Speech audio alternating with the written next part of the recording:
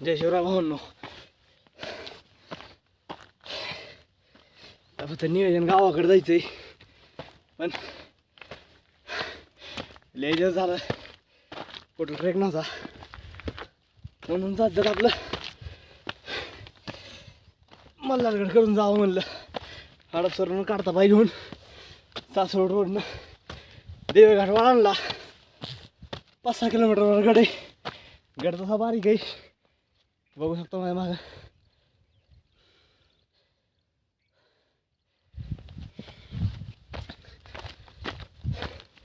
गडाची समुद्र सपाटीपासून उंची 3100 फूट आहे. पण पायथ्यापासून तर काय निव्वळ 300-400 फूट असल्याने ट्रेकरसाठी बिगिनिंग करायला एक नंबर आहे. नवीन ट्रेकरसाठी सुरुवात करण्यासाठी एक नंबर गड आहे.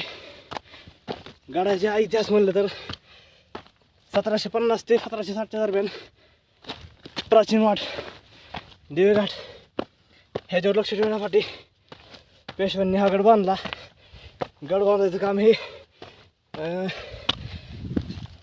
सरदार 500 यांच्याकडे होतं.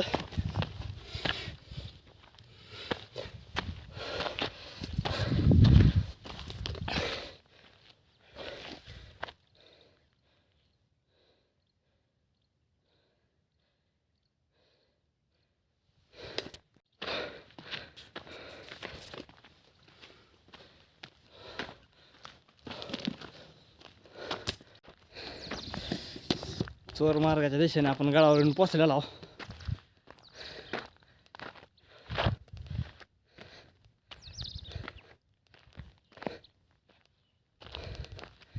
एकंदरीत बघायला गेलं तर गडाचा आकार लय लहान आहे. एकूण 3-4 एकर एवढाच परिसर आहे गडाचा.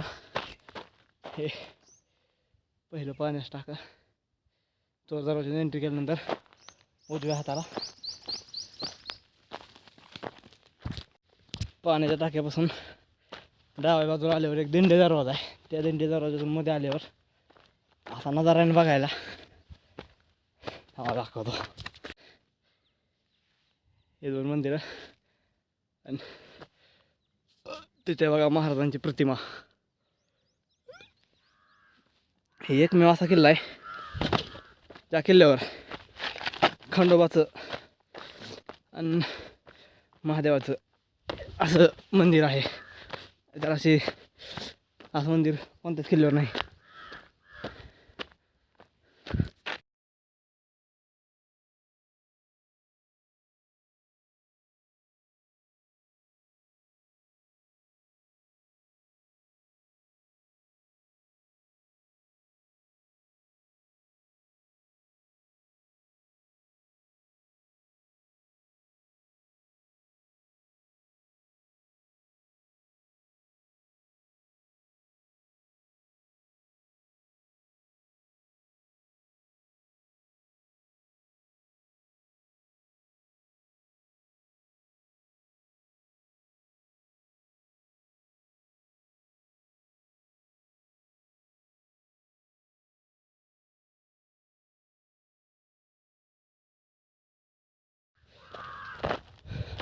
गडाचा एकूण आकार तसा त्रिकोणी आहे, पण गडाच्या तटबंदी किंवा वाले किल्ल्याची तटबंदी हे आयत आकृती आहे.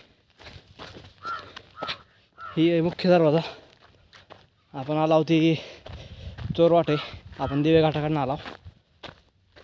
ही खाली सोंडोशी गावातून येणारी मुख्य वाट आहे.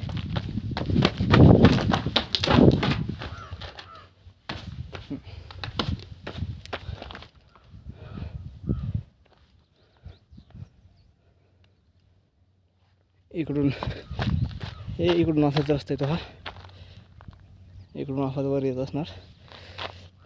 तिकडं बुरुज, इकडे पण बुरुजावर बघूया पताका धडकत आहे. मल्हारगडावर आपण हे नेमकं काय ते माहीत नव्हतं आत्तापर्यंत. कुठं उल्लेख पण ऐकला नव्हता ह्याचा. बघू तरी काय नेमकं आहे.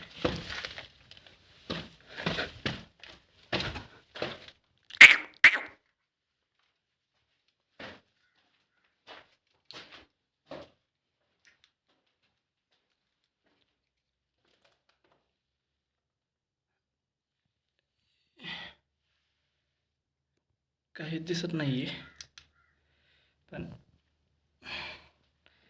नॉर्मली खोले असला टाईप आहे.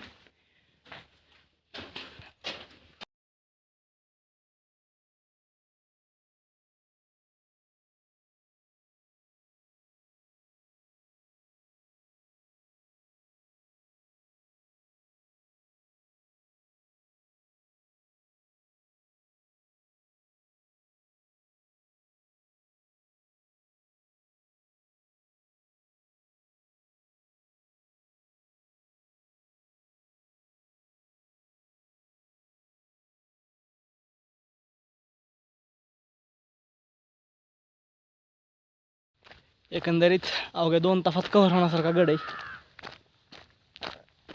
इथून दिसणारा परिसर म्हणलं तर जेजुरी, पुरंदर, रुद्रमाळ, दिवेघाट असा परिसर दिसतो. इथून गडावर पाहण्यासारखं 2-3 पाण्याची टाकी, 2 मंदिरं, त्यातलं एक खंडोबाचं, एक महादेवाचं, महाराजांचं एक शिल्प आहे, काचावर कोरलेलं शिल्प, आणि काही राजवाड्याचे अवशेष, आणि एक अंडरग्राऊंड खोली आहे एक. असं पाहण्यासारखे एवढे अवशेष आहेत. तरी 100 फीटसाठी योग्य आहे, आणि स्पेशल ज्यांना ट्रेकिंगची सुरुवात करायची आहे त्यांच्यासाठी बेस्ट ऑप्शन आहे. जय शिवराय. भेटू पुढं.